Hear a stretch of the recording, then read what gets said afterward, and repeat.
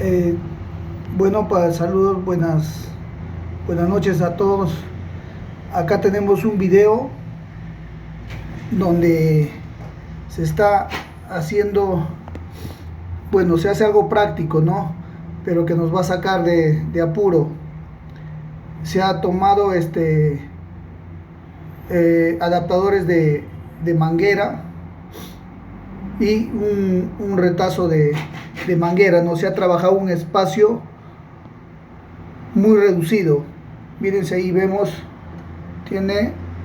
son 7 centímetros, ¿no? El espacio que tiene son 7 centímetros, sí, 7 aproximadamente el espacio. No había más espacio, son 7 centímetros.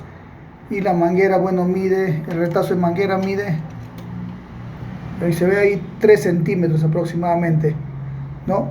3 centímetros la manguera, y los que ven acá al costado que estoy indicando, y esto es lo otro de acá, son adaptadores de manguera, ¿no?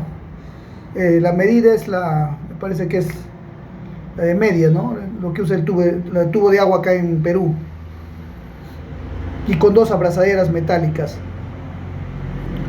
Bueno, lo que pienso es cambiar en el futuro esa manguera por otra, ¿no? Por otra más fuerte, pero por el momento ha trabajado en un espacio muy reducido. Son, como repito, 7 centímetros, ¿no? Sí, sí, son 7 centímetros, hasta menos todavía.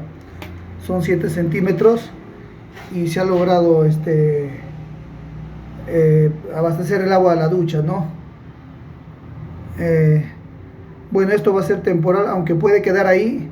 Necesito cambiar nomás otro tipo de manguera, no más fuerte, y con unas abrazaderas, porque de otra manera tendría que romper, ¿no? la pared, y bueno, se pone más tedioso y aumenta el trabajo, ¿no? Bueno, eso sería todo. Bueno, un dato más para los que les interese. Gracias.